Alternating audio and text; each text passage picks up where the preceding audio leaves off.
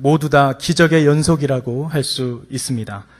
우리가 숨을 쉬고 있는 것, 또 아침에 해가 뜨고, 우리가 잠을 자고 눈을 뜨는 것, 우리에게는 일상이고 당연한 것처럼 여겨지는 그런 모든 것들이지만 곰곰이 돌아보면 모두가 기적과도 같은 일들입니다.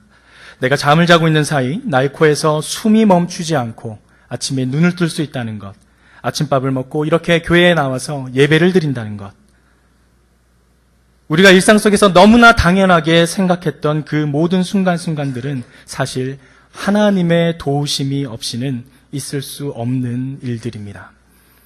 우리가 현실적으로 체감하고 있지 못할 뿐이지 사실 우리는 모두 다 기적의 순간들을 살아가고 있다는 것이죠. 이러한 기적과도 같은 순간들은 모두 하나님의 도우심과 섭리로 인해 이루어지고 있습니다. 여러분은 여러분의 일상 속에서 하나님의 임재를 어떻게 경험하고 계신가요? 어떻게 하나님과 동행함을 경험하고 계신가요? 어떤 특정한 장소, 특정한 시간대에서만 하나님의 임재를 경험하시나요? 어떤 분들은 유럽에 여행을 다녀오고 난 뒤에 멋진 성당과 멋진 교회 건축물을 보고 와, 거기서 하나님의 임재를 경험했다라는 고백을 하기도 합니다. 그곳에만 하나님이 계실까요? 오늘 우리가 읽은 말씀에는 하나님의 임재를 경험한 두 사람이 기록되어 있습니다. 바로 아비멜렉과 아브라함입니다. 오늘 본문에 나타난 이 두 사람의 모습을 통해서 믿음의 에셀나무라는 제목으로 말씀을 나누고자 합니다. 먼저 아비멜렉이 경험한 하나님의 임재에 대해서 살펴보겠습니다. 이 아비멜렉은 오늘 본문 앞장의 한 사건을 통해서 등장을 하게 됩니다. 우리가 다 아는 아브라함이 자기 아내를 바로 누이라고 부르는 장면이죠. 이미 처음이 아닙니다. 이집트를 들어갈 때 이미 아브라함은 한번 아내에게 누이라고 불러달라고 은혜를 구했던 적이 있었습니다. 아브라함은 아내 사라가 너무 아름다워서 자신이 죽을까 두려워 자신의 아내를 아내라 하지 못하고 누이라고 말해달라고 합니다. 이로 인해 그랄 왕 아비멜렉은 자연스럽게 사라를 취하게 되죠. 하지만 하나님께서 그날 밤 꿈에 나타나서 모든 사실을 알려줍니다. 그리고 아비멜렉은 깜짝 놀라게 되고 다시 사라를 돌려보냅니다. 그냥 돌려보내는 것이 아니라 많은 소와 양과 종들과 은 1000개까지 함께 보내주게 됩니다. 아비멜렉은 그날 밤 꿈에 나타난 하나님이 그토록 두려웠던 것입니다. 이것이 바로 아브라함과 아비멜렉이 만났던 첫 번째 만남입니다. 이때 만났던 그 아비멜렉이 이제 아브라함을 직접 찾아와서 이야기를 시작하는 것이 바로 오늘 본문입니다. 함께 오늘 본문을 다시 한번 살펴보도록 하겠습니다. 혹시 펜이 있으신 분은 펜으로 단락을 한번 나누어 보겠습니다. 먼저 22절에서 24절까지가 한 단락입니다. 그리고 25절에서 31절까지가 두 번째 단락이고 그리고 마지막 34절까지가 한 단락입니다. 이렇게 본문이 총 3단락으로 구분할 수 있습니다. 오늘 본문의 전체적인 흐름을 주석서의 설명을 빌려서 간략하게 정리하면 이렇습니다. 아비멜렉이 아브라함을 찾아와서 은혜를 구하는, 쉽게 말하면 평화협정을 맺는 장면입니다. 이때 아브라함은 흔쾌히 받아들이지만 조건이 있었습니다. 어떤 바르지 못한 일들을 바로 잡고 그리고 허락을 합니다. 그리고 그들은 서로 언약을 세우고 평화협정을 체결합니다. 이것이 주된 내용입니다. 쉽게 생각하면 아브라함이 힘을 얻어서 세상 사람들이 보기에도 두려워할 만큼 성공을 하고 이제는 무시하지 못하는 세력이 되었기에 한 나라의 왕인 아비멜렉이 아브라함을 찾아왔구나라고 생각할 수도 있습니다. 물론 그것 또한 사실일 수 있습니다. 실제로 아비멜렉은 혼자서 온 것이 아니라 비골이라는 군대 장관과 함께 아브라함을 방문했기 때문입니다. 오늘날로 치면 한 나라의 대통령이 국방부 장관과 함께 방문을 한 것입니다. 만약 오늘날 한 나라의 왕이 국방부 장관과 누군가를 찾아간다면 이것은 단연 뉴스 토픽감입니다. 그것도 아브라함의 현재 입장을 생각하면 더욱 놀랄 일입니다. 아브라함의 처지가 어떤가요? 그는 나그네입니다. 거처가 정해지지 않는 이리저리 떠돌아다니는 나그네입니다. 그런데 그런 나그네에게 한 나라의 왕이 직접 찾아온 것입니다. 만약 지금 이 자리에 저 뒤에 문을 열고 문재인 대통령이 나타난다면, 또는 미국의 대통령인 도널드 트럼프가 나타난다면 어떨까요? 조용하지 않을 겁니다. 이미 그 자체만으로도 시끌벅적하며 수많은 매스컴과 언론에서 보도를 할 것입니다. 아브라함은 나그네입니다. 그는 잠시 그 그랄 땅에 머물고 있을 뿐입니다. 아브라함이 나그네의 처지임을 생각했을 때 그가 아무리 많은 재산을 가지고 아무리 많은 종들과 재물을 거느리고 있다 하더라도 나그네가 소유할 수 있는 한계가 있었을 것입니다. 아무리 많아도 나그네는 나그네였겠죠. 그런데 그러한 나그네인 아브라함에게 한 나라의 국왕이 찾아왔다라는 사실입니다. 그것도 평화 협정을 맺기 위해서.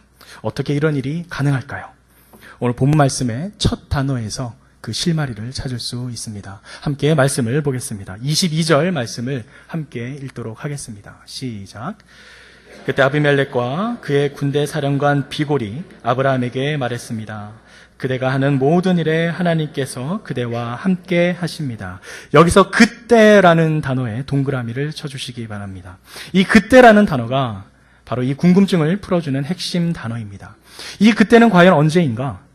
그때의 의미를 알기 위해서는 우리는 그 앞에 무슨 일이 있었는지를 한번 살펴보아야 합니다. 바로 앞에 기록된 사건 무엇인가요? 바로 이삭이 출생하고 이스마엘이 쫓겨나는 사건이 기록되어 있습니다. 자, 전체적인 구조가 이렇습니다. 먼저 이삭과 이스마엘이 쫓겨나는 그 사건을 가운데 두고 그 전에 아비멜렉과 아브라함의 첫 만남이 있습니다. 그리고 이삭과 이스마엘의 사건이 있고 그 뒤에 다시 아비멜렉과 아브라함이 만나는 장면이 이어집니다. 그러면 그때는 언제를 가리키게 되나요? 바로 이삭 출생과 이스마엘 사건이 있는 바로 그때입니다. 여러분도 너무나 잘 알다시피 이삭은 하나님께서 아브라함에게 약속한 언약의 상징이자 선물입니다. 인간의 능력으로는 도저히 불가능한 있을 수도 없는 일을 하나님이 하셨다라는 것을 단적으로 보여준 사건이죠. 이삭을 괴롭히는 이스마엘은 어떻게 되나요? 하나님의 허락하에 사라를 통해 쫓겨나게 됩니다. 우리의 눈으로 보기에는 이스마엘도 아브라함의 자식입니다.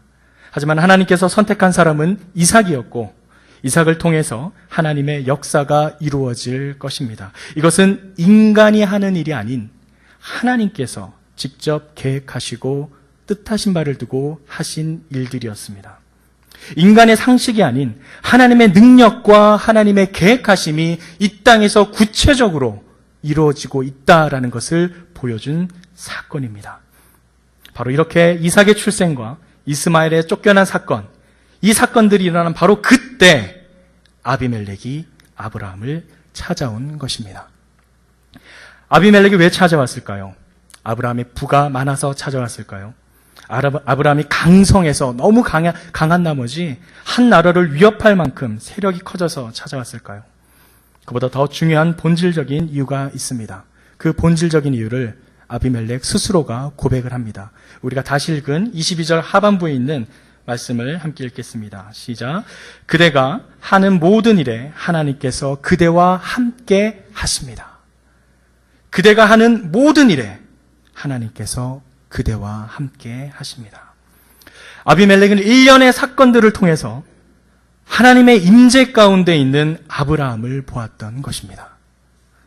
그리고 그 하나님의 위대함과 하나님에 대한 두려운 마음이 들었던 것입니다. 그래서 그런 하나님과 함께하는 아브라함과 친하게 지내지 않으면 사이가 어그러지게라도 된다면 내가 멸망할 수도 있겠구나 두려운 마음이 들었던 것입니다.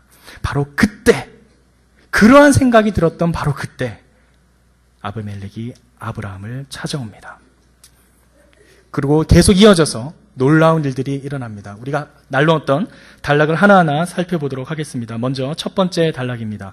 23절 말씀을 함께 읽겠습니다. 시작. 그러니 그대가 이제 나나 내 자식이나 내 자손들을 속이지 않겠다고 여기 하나님 앞에서 내게 맹세하십시오. 내가 그대에게 친절을 베푼 것처럼 그대도 내게 또 그대가 이방 사람으로 살고 있는 이 땅에 호의를 베푸시기 바랍니다. 먼저 아비멜렉은 아브라함에게 호의를 베풀어 달라고 부탁합니다. 여기서 호의로 번역된 히브리어 원어는 헤세드입니다. 많이 들어보신 단어죠. 헤세드. 바로 자비입니다. 또 어디서 사용되었나요? 바로 아까 전에 말씀드렸던 아브라함이 이집트에 들어갈 때 사라에게 내가 너에게 은혜를 구한다, 너를 누이라고 불러다오라고 했을 때 그때도 동일한 단어 헤세드, 자비가 사용이 됩니다. 그러한 은혜를 베풀어 달라고 합니다. 겉으로 드러난 상황을 봤을 때 왕이 나그네를 찾아왔다면 누가 주도권을 가지고 있는 것처럼 보이나요? 당연히 왕입니다. 그런데 지금 대화의 내용은 어떻습니까? 누가 주도권을 가지고 있죠? 아브라함이 가지고 있습니다. 왕이 나그네에게 은혜를 구합니다. 왕이 한낱 나그네에게 자비를 구하고 있습니다. 그 다음 단락의 대화는 더 기가 막힙니다. 두 번째 단락을 한번 살펴보겠습니다. 25절에서 26절 말씀을 함께 읽겠습니다. 시작. 그러고 나서 아브라함은 아비멜렉의 종들이 빼앗은 우물에 대해 항의했습니다. 그러자 아비멜렉이 말했습니다. 누가 이렇게 했는지 나는 모릅니다. 당신도 내게 이 일에 대해 지금까지 말해주지 않았습니다. 나는 오늘에야 비로소 이 일에 대해 들었습니다. 호의를 베풀어 주겠다고 맹세를 한 후에 아브라함은 한 가지 조건을 걸며 항의를 합니다. 어떤 한 가지 사건에 대해서 시시비비를 가리기 시작합니다. 따지기 시작한 거죠. 거기에 대해서 왕이 어떻게 나오고 있죠? 변명을 합니다. 자, 우리말 성경을 보면 너무나도 완곡한 표현으로 잘 번역을 해 놓았습니다. 하지만 실제 상황은 어땠을까요? 왕이 나그네 아브라함에게 쩔쩔매고 있는 상황입니다. 속된 말로 표현하면 왕이 쫄아 있습니다. 나그네에게 완전 쫄아서 긴장을 하고 있습니다. 어떻게 해요? 그거요. 사실은 나도 몰랐어요. 지금 당신이 말했으니까 내가 이제야 알게 된 거예요. 이렇게 벌벌 떨면서 말하고 있다라는 사실입니다. 거기에다가 아비멜렉은 혼자 오지 않았습니다. 비골이라는 군대 장관까지 대동해서 함께 왔습니다. 그리고 하나님께서 함께 한다는 말을 혼자 한 것도 아닙니다. 비골과 함께 그 고백을 합니다. 아브라함이 우물을 그렇게 하면 되지 않지 않느냐라고 따지기 시작하니까 정말 바짝 쫄아서 긴장을 하고 있는 것이죠. 그래서 혼자 먼저 나서서 말을 하는 겁니다. 그 다음 이어지는 대화 내용도 놀랍습니다. 28절에서 30절 말씀을 함께 읽겠습니다. 시작. 아브라함이 새끼 암양 7마리를 따로 떼어 놓았습니다. 아비멜렉이 아브라함에게 물었습니다.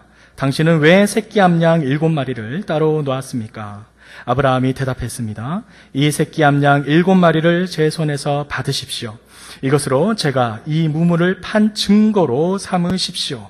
언약을 맺고 7양을 떼어놓습니다. 그런데 지금 아비멜렉이 또 물어봅니다. 아니, 이 7양은 왜 떼어놓는 겁니까? 지금 아비멜렉은 아브라함이 하는 모든 행동이 다 궁금한 것입니다. 너무나 긴장하고 쫄아있기 때문에 그가 하는 행동 하나하나가 어떤 의미를 담고 있지는 않은가, 혹시나 뭔가 나를 해할 수 있는 어떤 특별한 의미가 있지는 않은가 싶어 하나하나 따지듯이 물어보는 겁니다. 아니, 7양을 왜 떼어놨죠? 뭔가 있나요? 바짝 긴장하고 있습니다. 하지만 그것은 하나의 언약의 상징이었죠. 아비멜렉이 이렇게 아브라함을 두려워했던 이유 무엇일까요? 아비멜렉은 아브라함과 함께하는 하나님, 바로 그 하나님을 두려워한 것입니다. 왕이 나그네에게 두려워하며 벌벌 떨면서 은혜를 구하는 이 사건은 그 배후에는 바로 아브라함과 함께하는 하나님의 능력을 경험한, 하나님의 임재 가운데 있는 아브라함의 삶을 보아온 아비멜렉의 그 놀라운 깨달음에 있습니다. 아비멜렉은 일련의 사건을 통해 아브라함과 함께 하시는 하나님, 하나님과 동행하는 아브라함의 삶, 바로 하나님의 임재를 경험한 것입니다. 그리고 그로 인해 아브라함을 찾아가 평화 협정을 맺고자 한 것입니다. 이제 두 번째로 아브라함을 한번 살펴보도록 하겠습니다. 자, 이만큼 흐름을 보기만 해도 충분히 아브라함은 의기양양할 수 있습니다. 한 나라의 국왕이 찾아와서 나에게 부탁을 하면서 평화협정을 맺다니, 거봐, 역시 나니까 이렇게 왕이 찾아오지. 의기양양하며 자신감이 넘칠 수도 있었습니다. 어찌 보면 교만할 수도 있었습니다. 하지만 중요한 것은 바로 그 다음입니다. 세 번째 단락인 32절과 33절 말씀을 함께 읽도록 하겠습니다. 시작. 브엘세바에서 언약을 맺고 난 후 아비멜렉과 그의 군대 사령관 비골은 블레셋 족속의 땅으로 돌아갔습니다. 아브라함은 브엘세바에 에셀나무를 심고 그곳에서 영원하신 하나님 여호와의 이름을 불렀습니다. 그들은 맹세를 하고 그 장소를 브엘세바라고 이름을 짓습니다. 바로 모두가 알 수 있도록 공표를 한 것입니다. 공표를 한 것입니다. 브엘세바의 뜻은 맹세의 우물이라는 뜻을 지니고 있습니다. 그리고 아비멜렉은 돌아갑니다. 하지만 아브라함은 돌아가지 않습니다. 바로 그 자리에 에셀나무를 심습니다. 그리고 영원하신 변하지 않으시는 하나님을 부릅니다.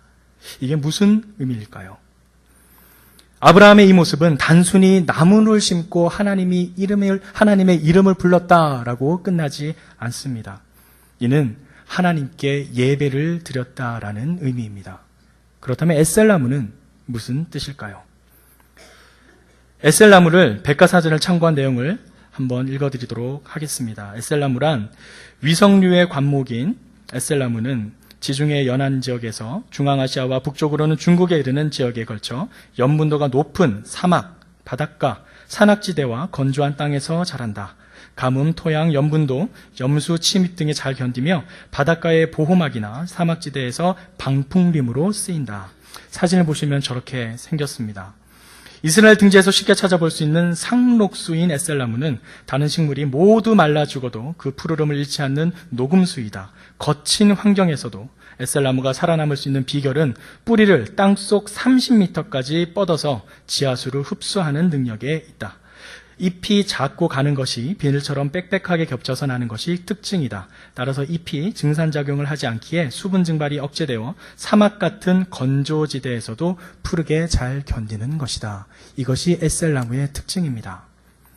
다른 모든 나무들은 말라 죽어도 사막과 광야와 험한 환경 속에서 꿋꿋하게 푸르름을 잃지 않고 그 척박하고 거친 땅에서 상록수로 살아남는 에셀나무.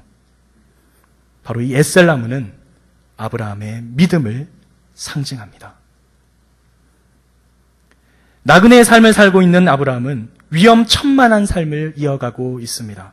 강도나 도둑들의 위협, 그를 해하려는 나쁜 무리들의 공격이 있을 수도 있습니다. 나그네의 삶입니다. 떠돌이의 삶입니다. 하지만 그런 상황 속에서도 하나님께서 아브라함을 지켜주셨고 아브라함은 그 하나님을 믿고 신뢰했습니다.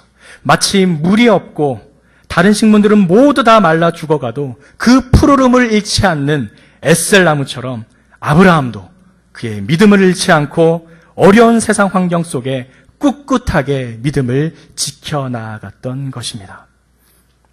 아브라함의 에셀나무는 곧 아브라함의 믿음의 고백이자 상징입니다.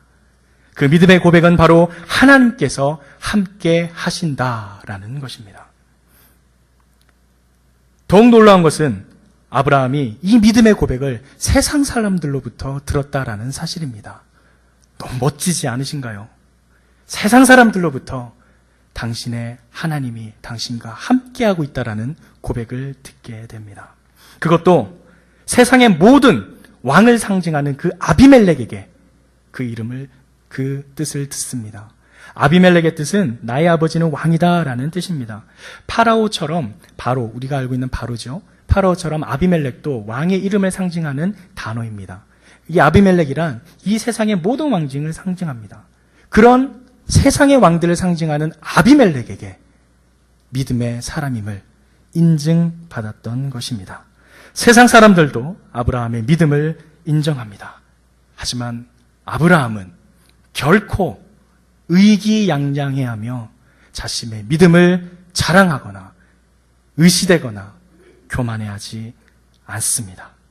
오히려 자신에게 그러한 믿음을 허락하신 하나님의 이름을 부르며 예배하고 다시 하나님 앞에 나아갑니다. 그리고 바로 그 자리에서 자신의 믿음의 고백인 에셀나무를 심은 것입니다. 이러한 아브라함의 모습 속에서 우리는 그가 지닌 믿음의 세 가지 특징을 찾아볼 수 있습니다. 첫 번째, 아브라함의 믿음은 세상 사람들에게 인정을 받았습니다. 신약에 등장하는 바나바와 사도 바울도 안디옥 교회에서 처음으로 세상 사람들에게 인정을 받아 그리스도인이라 불리게 됩니다. 아브라함 또한 세상 사람들에게도 인정받을 만큼 온전히 하나님만을 의지하는 믿음을 보여주었습니다. 두 번째, 아브라함의 믿음은 교만하지 않았습니다. 자신의 믿음으로 우쭐대지 않았습니다. 하나님께서 하신 일을 내가 한 것이라고, 내 자신이 한 것이라 포장하지 않았습니다. 그는 자신의 능력을 인해 교만해지지 않았고 철저히 하나님을 의지하고 하나님의 말씀에 순종하는 믿음을 보여주었습니다. 마지막으로 세 번째, 아브라함의 믿음은 그가 있는 어느 곳에든지 지켰습니다. 아브라함은 나그네였습니다. 거처가 정해져 있지 않고 떠돌아다닙니다. 하지만 그는 자신의 발길이 닿는 모든 곳에서 자신의 믿음의 삶을 이어갔습니다.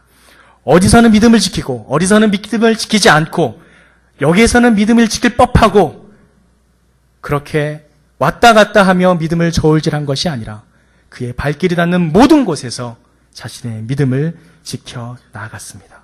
지금 자신이 서 있는 바로 그 자리, 바로 그곳에서 하나님을 부르고 그 자리에서 예배했습니다.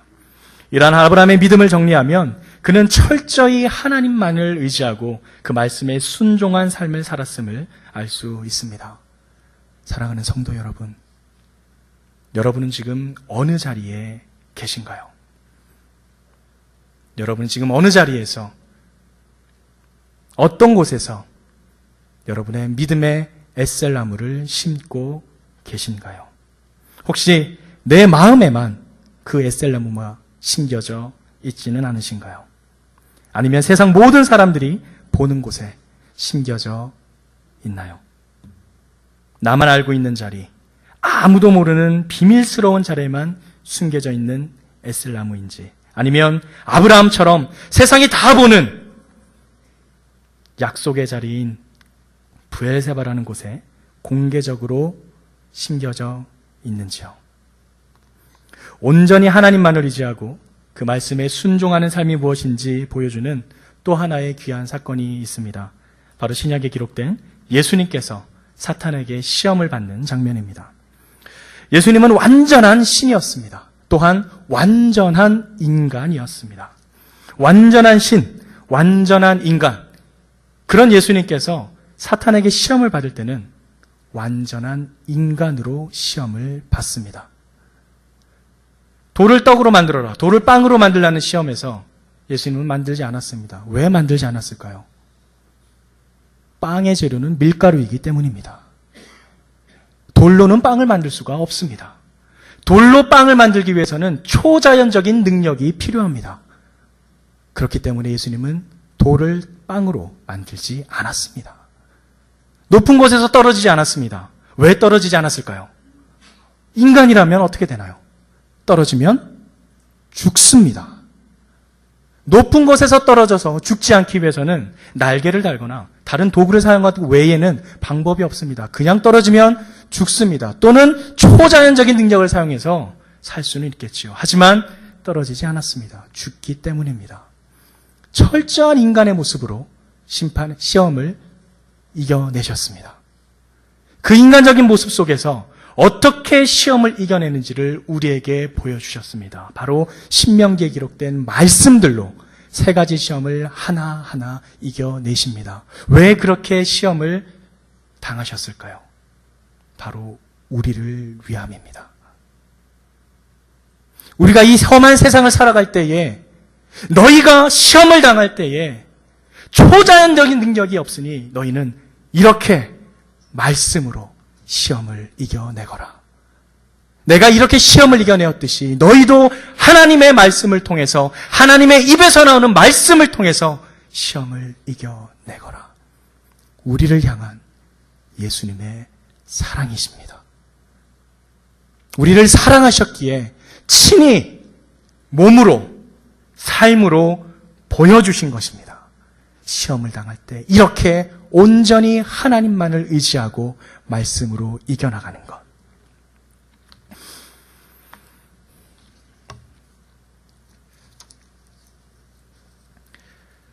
철저히 하나님만을 의지하는 삶, 철저히 하나님의 도움만을 구하는 삶, 지금도 나와 함께 하시는 하나님의 임재를 경험하는 삶. 이미 우리는 매 순간순간 하나님의 임재 속에 기적을 경험하고 있습니다. 오늘 말씀을 묵상하며 준비하는 가운데 계속 제 머릿속에서 떠나지 않는 영상이 있었습니다. 이미 너무나 유명한 영상이라 이미 보신 분들도 계시겠지만 오늘 말씀을 묵상할 때에 함께 나누면 더 깊은 은혜가 있을 줄 알고 함께 영상을 보도록 하겠습니다.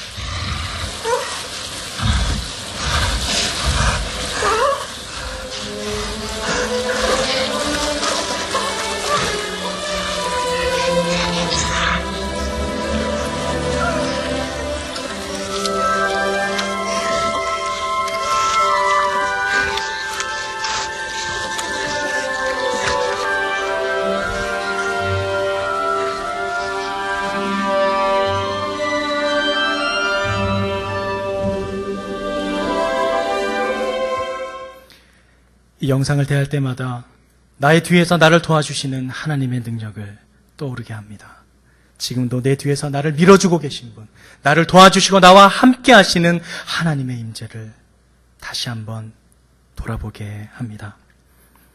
나의 삶을 통해 하나님의 영광이 나타나는 삶, 나의 삶의 모습을 통해 세상 사람들이 하나님께 영광을 올려드리도록 하는 삶, 바로 그러한 삶을 살아가는 저와 여러분이 되길 주님의 이름으로 축원합니다. 이 시간 함께 옆에 있는 분들에게 한번 믿음으로 선포하며 고백했으면 좋겠습니다. 그대가 하는 모든 일에 하나님께서 그대와 함께 하십니다. 아멘. 이 축복의 말씀이 또 한 주간 살아갈 때 우리의 마음을 지니고 또 우리의 삶을 이끌어가기를 축복합니다. 말씀을 마무리하겠습니다. 아브라함은 자신의 삶의 자리가 어디에 있던지 그곳에서 하나님에 대한 믿음을 지키고 예배의 삶을 살았습니다. 그로 인해 그의 삶을 통해 세상 사람들에게 인정받는 믿음의 삶을 살았습니다. 하지만 아브라함은 그것을 결코 자신의 자랑으로 여기지 않고 교만해지지 않았습니다.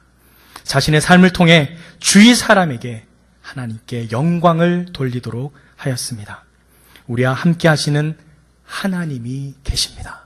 지금도 나의 뒤에 계시는 하나님이 계십니다. 바로 그 자리에서 여러분의 에셀나무를 심으십시오. 여러분의 일터에 에셀나무를 심으십시오. 여러분의 가정에 에셀나무를 심으십시오. 여러분의 발길이라는 곳곳에, 모든 곳에 믿음의 에셀나무를 심으십시오. 그리고 그 믿음으로 말미암아 여러분 주위의 모든 사람이 하나님께 영광을 돌리게 하십시오. 그것이 우리가 이 땅에서 나그네 된 삶을 살아가는 우리의 사명이자 우리가 걸어가야 될 길인 줄을 믿습니다. 하나님께서는 우리와 함께 하십니다. 지금도 우리를 도와주시며 우리의 등 뒤에서 함께 하십니다. 항공모함을 아시죠? 항공모함에서는 비행기가 뜨게 됩니다. 하지만 활주로보다 짧기 때문에 많은 추진력이 필요하죠. 항공모함에서 비행기가 이륙을 할 때 한 가지 놀라운 사실이 있습니다. 그 추진력을 도와주기 위해서 항공모함 전체가 이륙하는 동일한 방향으로 전속력으로 전진하고 있다는 사실입니다. 그렇게 그 이상으로 하나님은 우리를 도와주고 함께 하십니다. 바로 그 하나님의 임재를 경험하며 하루하루 나의 삶의 자리에 믿음의 에셀나무를 심으며 살아가는 저와 여러분이 되길 주님의 이름으로 축원합니다. 함께 기도하겠습니다. 사랑의 아버지 하나님, 오늘 아브라함의 삶을 통해 하나님께서 나와 함께 하시며 지금도 나의 등 뒤에서 나를 도와주시고 임재하고 역사하신다는 사실을 돌아보게 하심에 감사드립니다. 나의 발길이 닿는 곳곳에서 그곳이 어디든 믿음을 지켜나가며 나의 삶의 자리에 예배자로서 오직 하나님만을 온전히 의지하며 살아가는 우리 모두가 되게 하여 주시옵소서. 우리의 삶을 올려드리며 예수님의 이름으로 기도드립니다. 아멘.